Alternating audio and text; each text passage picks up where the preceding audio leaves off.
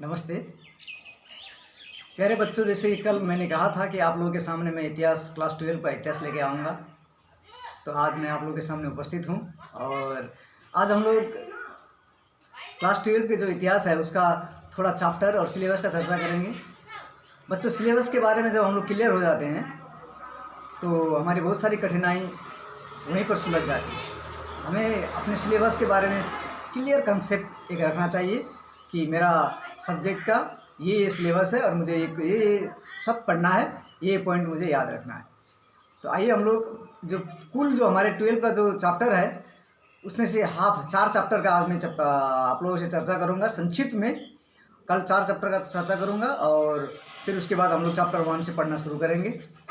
तो बच्चों, क्लास 12 का इतिहास का जो पहला चैप्टर हम लोगों को पढ़ना है उसमें रिमेम्बरिंग द पास्ट, अतीत को याद करना, बड़ा मज़ेदार टॉपिक्स है बच्चों। अतीत केवल हमारे देश की नहीं, सारे संसार में जो बीती हुई घटनाएं हैं, सारे संसार के बारे में ही इसमें हम लोग दृष्टिपात करेंगे।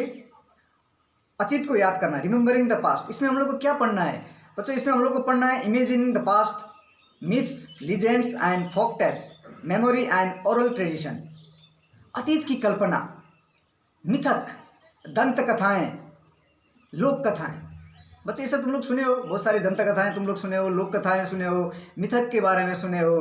तो इसके बारे में हम लोग केवल भारतवर्ष के ही नहीं, विश्व के इन सब के बारे में हम लोग डिटेल्स में पढ़ेंगे इस चैप्टर में।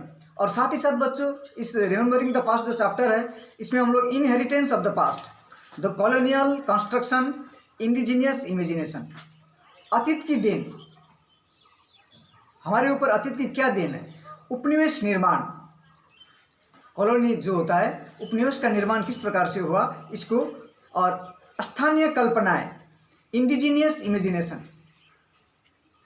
जो देशीय भावना है उसके बारे में हम लोग पढ़ेंगे। तो रिमेम्बरिंग द पास्ट ये चैप्टर, पहला चैप्टर, जिसमें हम लोग पुराण, हमारे देश की जो पुराण है, वेद है, हमारे देश की जो महाकाव्य है उसको तो पढ़ेंगे ही, उसके बारे में थोड़ा जानेंगे ही, विभिन्न दंत कथाओं, विभिन्न लोक कथाओं के बारे में जानेंगे। और विश्व के अन्य देशों में भी इस तरह की दंत कथाएँ, लोक कथाएँ प्रचलित है, पुराण प्रचलित है, तो उन सब के बारे में भी हम लोग रिमेम्बरिंग द पास्ट में पढ़ेंगे बच्चों। और ये बहुत ही इंटरेस्टिंग चैप्टर होगा, जब हम लोग इसको पढ़ेंगे तो इसको बढ़िया से हम लोग पढ़ेंगे। अब सेकेंड चैप्टर में हम लोग जाते हैं बच्चों। अभी सेकेंड चैप्टर में नहीं, फर्स्ट चैप्टर का ही एक ये है, importance of history as a professional discipline, methods of modern history writing. एक पेशेवर विषय के रूप में इतिहास का महत्व। बच्चों, इतिहास अभी एक ऐसा विषय हो गया है, इसको एक पेशा के रूप में हम लोग अपना सकते हैं। तो एक पेशा के रूप में, एक पेशेवर विषय के रूप में इतिहास का क्या महत्व है, आधुनिक युग में हम लोग इतिहास किस प्रकार से लिखते हैं, इतिहास लिखने की विभिन्न विधियां हैं बच्चों, आधुनिक इतिहास लेखन की पद्धतियां, डिफरेंट मेथड्स के बारे में हम लोग जानेंगे इसमें। अतीत को संजोने में संग्रहालय की संस्था के रूप में स्थापना, अतीत को संजोने में, पास्ट को बचा कर रखने में, पास्ट को संरक्षित रखने में म्यूजियम्स, संग्रहालय की क्या भूमिका है, म्यूजियम शब्द कहाँ से आया, इसकी उत्पत्ति कैसे हुई, कहाँ से म्यूजियम शुरू हुआ, कैसे लोगों ने संग्रह करना शुरू किया, विश्व के बड़े बड़े म्यूजियम कौन से हैं, भारत का बड़ा बड़ा म्यूजियम कौन सा है, म्यूजियम के कितने प्रकार हैं, ये सारी चीज़ें हम लोग इसमें अध्ययन करेंगे। और म्यूजियम का डेवलपमेंट कैसे हुआ, विकास कैसे हुआ, एक छोटी छोटी चीज़ों को संग्रह करते करते आज बड़ा बड़ा म्यूजियम जैसे हम लोग देखते हैं। तो इन सब म्यूजियमों का डेवलपमेंट और इनका प्रकार, ये हम लोग रिमेम्बरिंग द पास्ट इस चैप्टर में हम लोग पढ़ेंगे बच्चों। बहुत ही इंटरेस्टिंग चैप्टर है, जब इसको पढ़ेंगे तो हम लोग डिटेल्स में हम लोग जाएंगे बच्चों। इसके बाद चैप्टर 2 में जब हम लोग आते हैं तो हम लोग देखेंगे situating colonialism and imperialism in the 19th and 20th centuries. 19वीं और 20वीं शताब्दी में उपनिवेशवाद और साम्राज्यवाद की स्थापना। बच्चों, उपनिवेशवाद, हम लोग 200 वर्ष तक उपनिवेशवाद के शिकार रहे हैं, ब्रिटिश उपनिवेश के, तो हम लोग इसके बारे में पढ़ेंगे।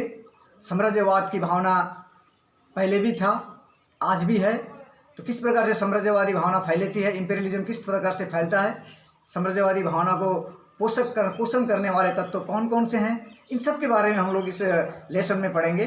और साथ ही साथ बच्चों, हम लोग इस लेसन में पढ़ेंगे 17वीं और 18वीं शताब्दी में एशिया एवं नए विश्व के उपनिवेशीकरण पर संक्षिप्त दृष्टिपात। 17वीं और 18वीं शताब्दी में बच्चों जो एशिया महादेश का क्षेत्र है और जो न्यू वर्ल्ड का क्षेत्र है, नए विश्व का जो क्षेत्र है, वहाँ पर जो उपनिवेश की स्थापना हुई है, चाहे वो फ्रेंच पावर हो, ब्रिटिश पावर हो, फ्रांसीसी शक्तियाँ हो, ब्रिटेन की शक्तियाँ हो, जिन्होंने उपनिवेश की स्थापना की, उसके बारे में हम लोग पढ़ेंगे 17वीं और 18वीं शताब्दी का। फिर बच्चों इन उपनिवेशवाद के कारण जो वाणिज्यिक पूंजीवाद था उसका औद्योगिक पूंजीवाद में कैसे ट्रांसफर हुआ, वाणिज्यिक पूंजीवाद से औद्योगिक पूंजीवाद, अर्थात from mercantile capital to industrial and finance capital, इसको भी हम लोग पढ़ेंगे। बच्चों दुनिया में बहुत सारे विद्वान हुए हैं, उसमें से हॉब्सन एक बहुत बड़े विद्वान हैं, और लेनिन जो तुम लोग जानते हो, लेनिन जो रशिया के एक शासक थे, मार्क्सवादी विचारधारा को मानने वाले थे।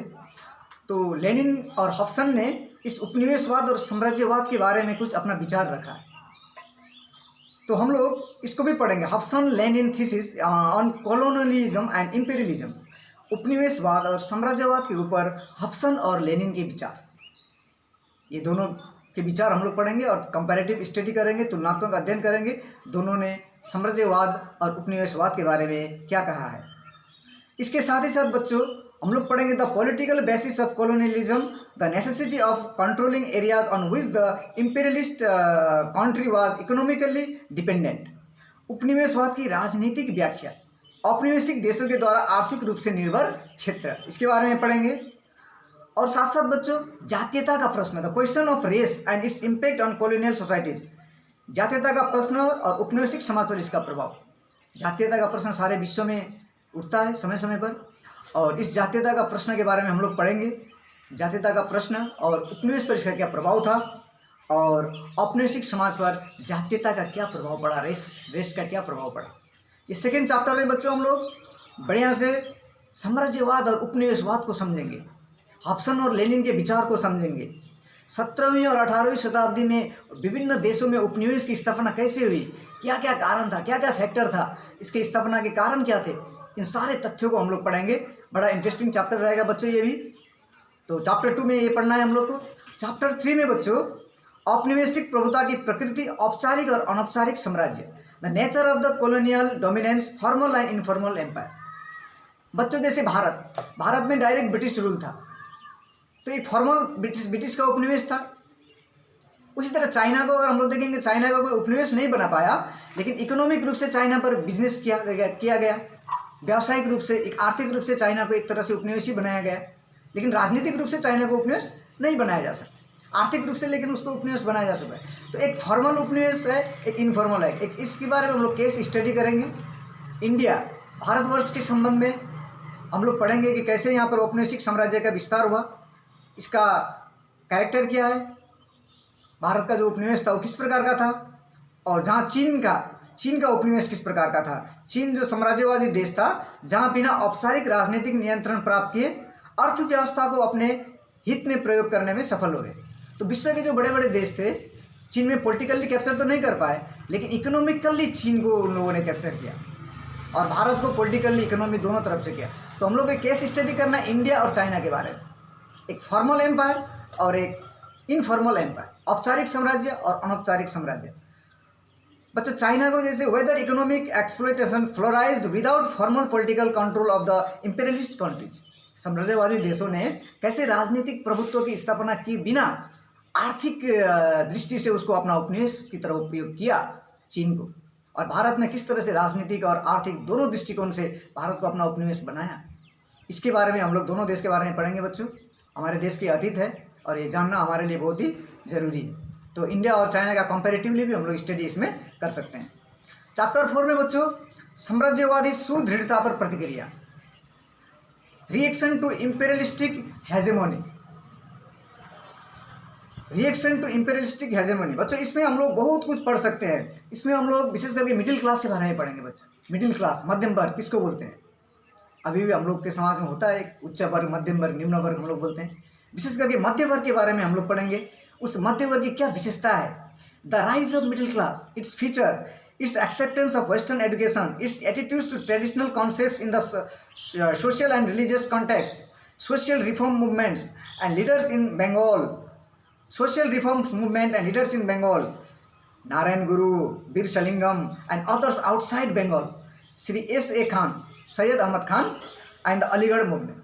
तो बच्चों हम लोग यहाँ पर क्या पढ़ना है, भारत में कैसे मध्यम वर्ग का उदय हुआ, मध्यम वर्ग ने किस तरह से पाश्चात्य शिक्षा को स्वीकार किया, कैसे बंगाल में समाज सुधार का आंदोलन हुआ, राजा राममोहन रॉय से शुरू करके विवेकानंद से शुरू करके रामकृष्ण परमहंस। तो ये जो महापुरुष हुए बंगाल में, ईश्वर चंद्र विद्यासागर, इन लोगों का सोशल रिफॉर्म जिसने भारत को एक नेतृत्व दिया, इसके बारे में बंगाल की जो भूमिका है उसके बारे में पढ़ेंगे। और बंगाल से बाहर भी बच्चों सोशल रिफॉर्म हुआ है, जैसे वीर शलिंगम, जैसे नारायण गुरु, इन लोगों ने जो दूसरे राज्यों में जो सोशल रिफॉर्म किया है इसके बारे में भी हम लोग पढ़ेंगे। बच्चों मुसलमानों में भी सामाजिक सुधार का एक आंदोलन हुआ जिसको सर सैयद अहमद खान ने चलाया, जिसको अलीगढ़ मूवमेंट के नाम से जाना जाता है। तो उसके बारे में भी हम लोग पढ़ेंगे, सर सैयद अहमद खान के बारे में पढ़ेंगे। तो चैप्टर 4 में हम लोग बहुत कुछ सोशल रिफॉर्म के बारे में पढ़ेंगे बच्चों। और साथ ही साथ इस सोशल रिफॉर्म के कारण समाज में क्या प्रभाव पड़ा, विवेकानंद के विचार, रामकृष्ण परमहंस के विचार, राजा राममोहन रॉय के विचार, विद्यासागर के विचार, नारायण गुरु के विचार, वीर शलिंगम के विचार। तो इस विचार का तो समाज पर प्रभाव पड़ा ना।